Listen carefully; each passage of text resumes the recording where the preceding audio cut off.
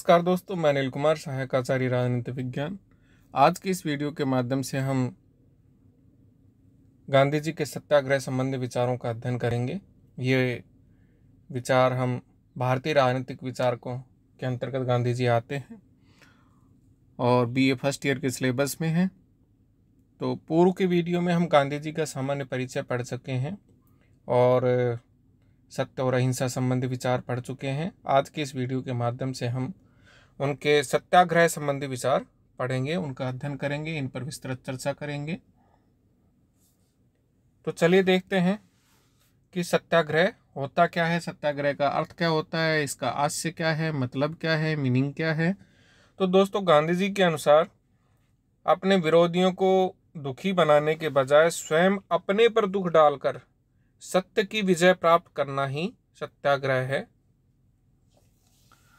कहने का तात्पर्य यह है कि अगर आपको बदलाव लाना है, व्यवस्था में या परिवर्तन लाना है, तो अगले को मत बदलो, स्वयं में ऐसा बदलाव करो कि अगला उससे प्रभावित होकर के और फिर वो आपके कहने के अनुसार चले और जो आप सकारात्मक और अच्छा बदलाव लाना चाहते हैं वैसा बदलाव वो लाए। तो सत्याग्रह का अर्थ है अपने विरोधियों को दुखी बनाने के बजाय स्वयं अपने पर दुख डालकर सत्य की विजय प्राप्त करना, ये गांधी जी के अनुसार अर्थ है। गांधी जी की सत्य और अहिंसा, साध्य और साधना की श्रेष्ठता तथा व्यक्ति की नैतिक पवित्रता में दृढ़ आस्था थी।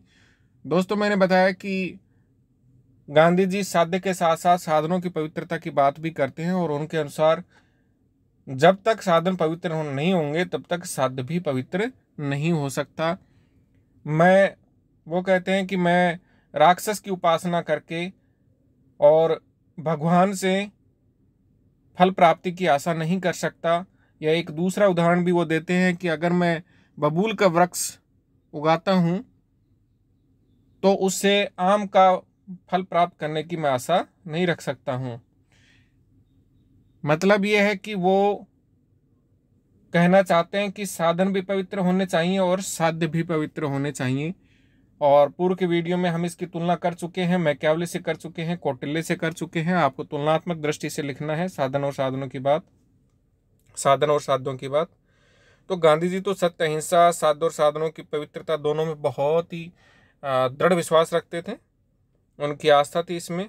और अपने इन्हीं विश्वासों के आधार पर उन्होंने बुराई के प्रतिरोध के लिए एक नवीन मार्ग का आविष्कार किया, जिसे सत्याग्रह का नाम दिया गया। सत्याग्रह की पद्धति गांधी जी की राजनीति को विशेष और अपूर्व देन है। सत्याग्रह शक्तिशाली और वीर मनुष्य का शस्त्र है। ये किसी कमजोर का या किसी निर्बल का अस्त्र नहीं है, अपितु जिसमें साहस होगा, जिसमें वीरता होगी, वो आदमी सत्याग्रह अपना सकता है, सत्याग्रह का सहारा ले सकता है।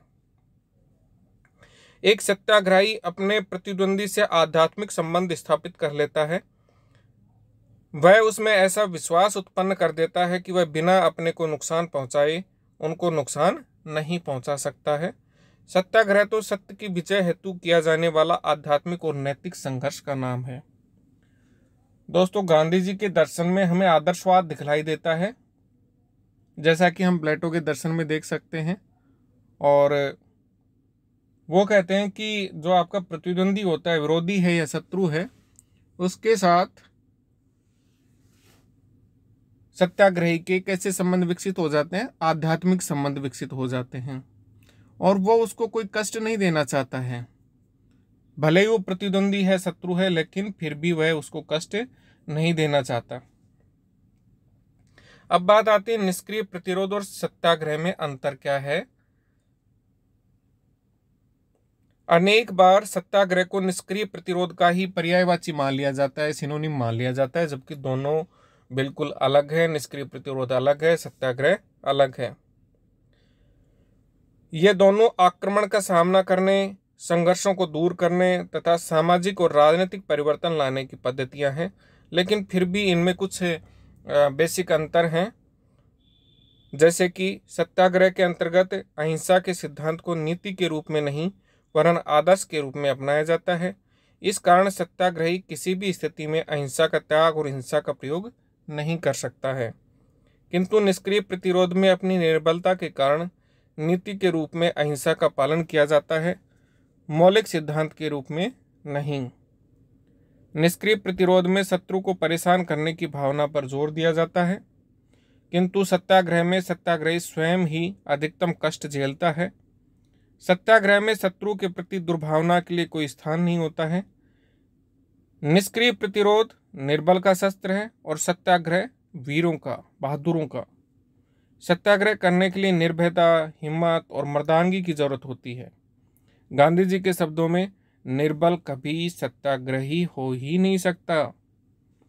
लेकिन निष्क्रिय प्रतिरोध का जो प्रयोग है वो प्राय कमजोर व्यक्ति करते हैं। निष्क्रिय प्रतिरोध द्वेष, घृणा और अविश्वास पर आधारित है। इस कारण इनका प्रयोग स्वजनों और रिश्तेदार के विरुद्ध नहीं किया जा सकता है। लेकिन सत्याग्रह प्रेम मूलक है, वह विरोधी के प्रति प्रेम और उदारता की भावना पर आधारित है। इस कारण सत्याग्रह का प्रयोग निकटतम और प्रियतम व्यक्ति यानी स्वजनों के प्रति भी किया जा सकता है।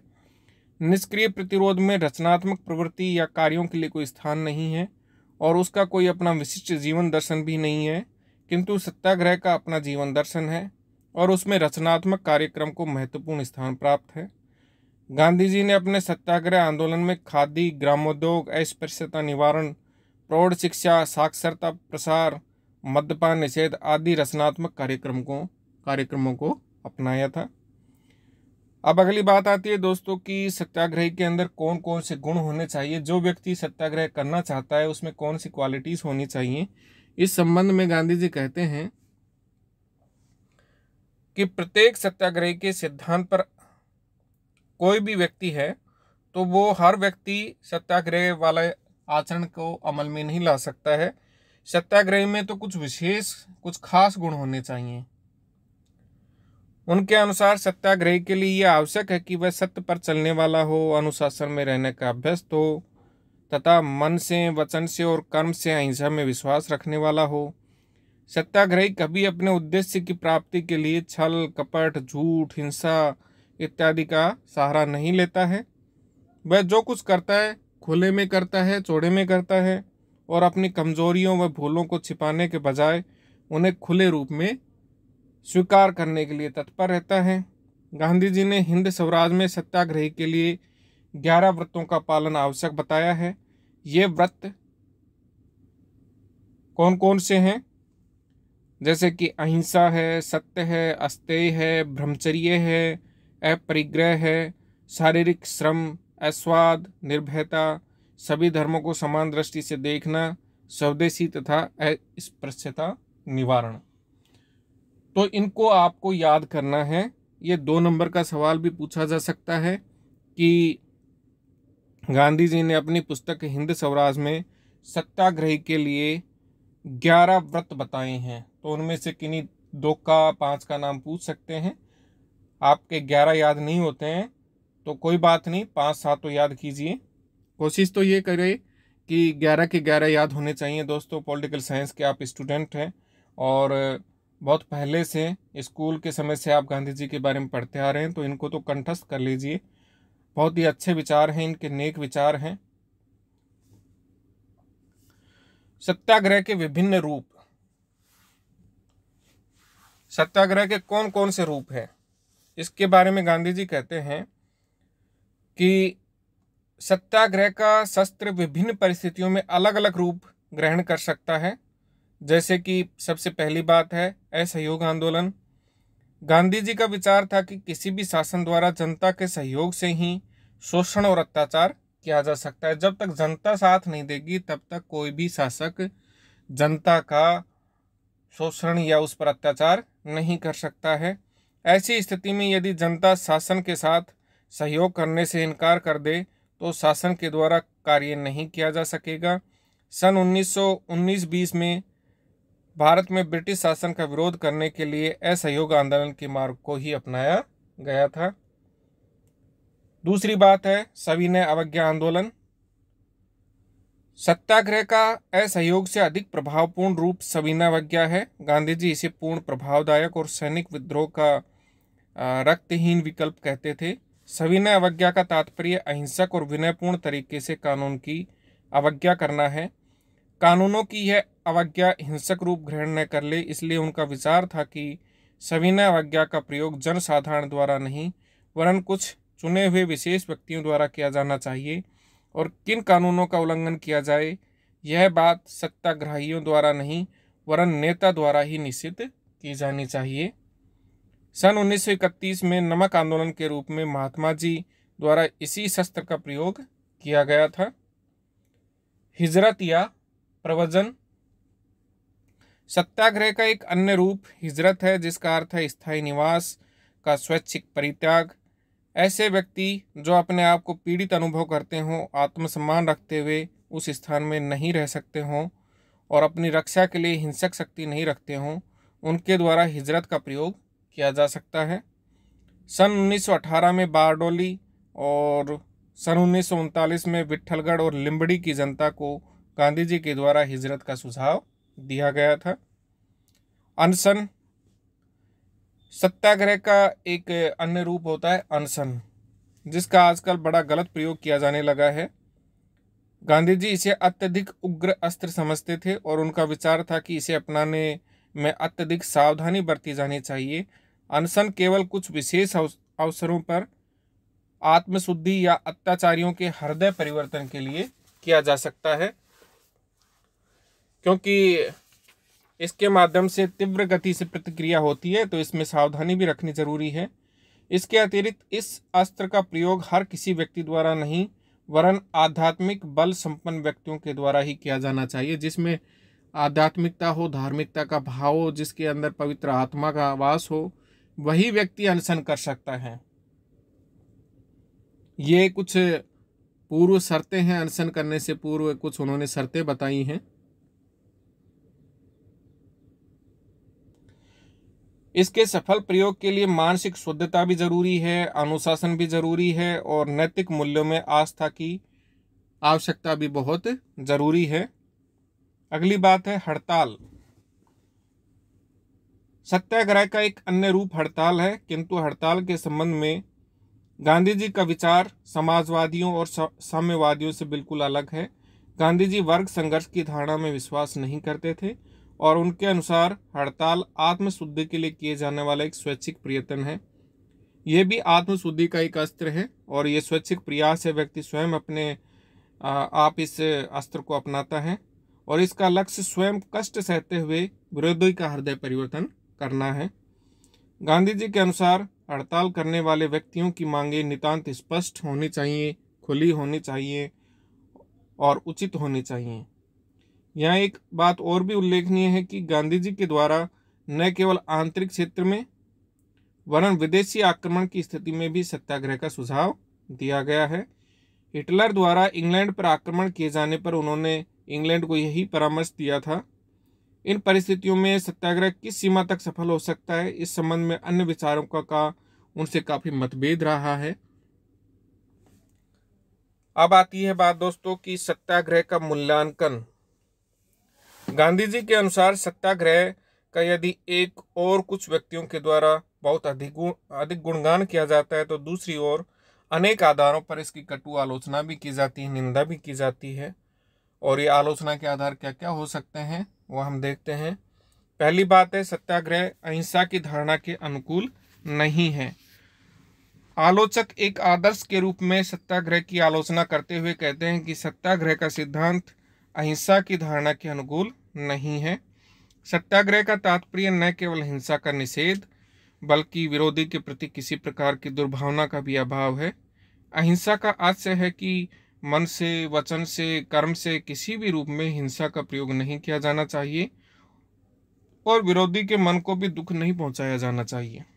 आलोचकों के अनुसार सत्याग्रह से उन व्यक्तियों को निश्चित रूप से मानसिक और अनेक बार शारीरिक कष्ट भी पहुंचता है जिनके विरुद्ध इनका व्यवहार किया जाता है। अतः आर्थर मूर ने इसे मेंटल वॉयलेंस कहा है, मानसिक हिंसा कहा है। गांधी जी के सत्याग्रह संबंधी विचारों को मानसिक हिंसा किसने कहा है, तो ये आप याद रखेंगे, आर्थर मूर ने कहा है, मेंटल वॉयलेंस की संज्ञा दी है सत्याग्रह को। आलोचकों द्वारा सत्याग्रह के एक रूप उपवास को आतंकवाद और राजनीतिक दबाव की संज्ञा दी गई है। दूसरी जो आलोचना है वो ये है कि सत्याग्रह का प्रयोग सभी परिस्थितियों में नहीं किया जा सकता है। डॉक्टर बांदुरा कहते हैं कि इस बात का सामान्यीकरण करना कि सत्याग्रह द्वारा कहीं भी और किसी भी प्रकार के लोग अन्यायी का हृदय परिवर्तन कर सकते हैं, ये एक तरीके से आत्मनाशक होगा, इससे व्यक्ति का स्वयं का ही नाश हो जाएगा। तीसरी बात है, अंतर्राष्ट्रीय क्षेत्र में आक्रमण के प्रतिरोध में सत्याग्रह का प्रयोग नहीं हो सकता है, क्योंकि इसमें राष्ट्रीय हित सर्वोपरि होते हैं और वहाँ अहिंसावादी धारणा या सत्याग्रह संबंधी विचार कारगर साबित नहीं हो सकते हैं। अगली बात है, अहिंसक साधनों से सामाजिक और आर्थिक परिवर्तन लाना अत्यधिक कठिन है। साम्यवादी, अराजकतावादी तथा अन्य क्रांतिकारी विचारधारा वाले व्यक्ति गांधीवादी विचारधारा की आलोचना करते हुए कहते हैं कि सत्याग्रह जैसे अहिंसक साधनों के आधार पर सामाजिक और आर्थिक स्थिति को पूर्णतया बदलने में सफलता प्राप्त नहीं की जा सकती। इनका कथन है कि वर्तमान समय में विशेष स्थिति प्राप्त व्यक्ति अपनी यह स्थिति कभी भी स्वेच्छा से नहीं छोड़ेंगे और सामाजिक तथा आर्थिक जीवन की भीषण विभिन्नताओं को समाप्त करने के लिए शक्ति का प्रयोग करना जरूरी होगा, आवश्यक होगा। सत्याग्रह के नाम के दुरुपयोग की भी आशंका रहेगी। सत्याग्रह के विरुद्ध एक आलोचना यह भी की जा सकती है कि वर्तमान समय में सत्याग्रह के नाम का बहुत अधिक दुरुपयोग किया जा रहा है। विविध पक्षों द्वारा अपने क्षुद्र स्वार्थों की पूर्ति हेतु जो आंदोलन किए जाते हैं उनके द्वारा उन्हें भी सत्याग्रह कह दिया जाता है, जबकि वास्तव में वे सत्याग्रह न होकर क्या होते हैं, दुराग्रह होते हैं। तो ये कुछ आलोचनाएं हैं, लेकिन फिर भी हम एक निष्कर्ष के तौर पर देखें तो इनका अपना महत्व है। आज दुनिया के बहुत सारे देश इसको अपना रहे हैं। लोकतांत्रिक और शांतिपूर्ण तरीके से अपनी मांगे मनवाने के लिए सत्याग्रह एक कारगर अस्त्र है। और आपके राजनीति विज्ञान विषय से चूंकि आप संबंधित हैं, तो दोस्तों एक जीन शार्प नाम के विद्वान हैं, बड़े लेखक हैं, अमेरिका के हैं, और वो भी गांधीवादी तरीके को अपनाने के लिए सुझाव देते हैं कि लोकतांत्रिक देशों में अगर कोई परिवर्तन लाना है तो उसके लिए हमें गांधी जी के विचारों को अपनाना होगा, सत्याग्रह अपनाना होगा, क्योंकि हिंसक तरीके से अगर हम निपटेंगे तो सत्ता के द्वारा हमें कुचल दिया जाएगा। इसलिए वो कहते हैं कि गांधीवादी तरीका ही लोकतांत्रिक प्रक्रिया में परिवर्तन लाने का सबसे कारगर उपाय है। धन्यवाद दोस्तों। अगले वीडियो में हम गांधी जी से संबंधित अन्य विचारों का अध्ययन करेंगे।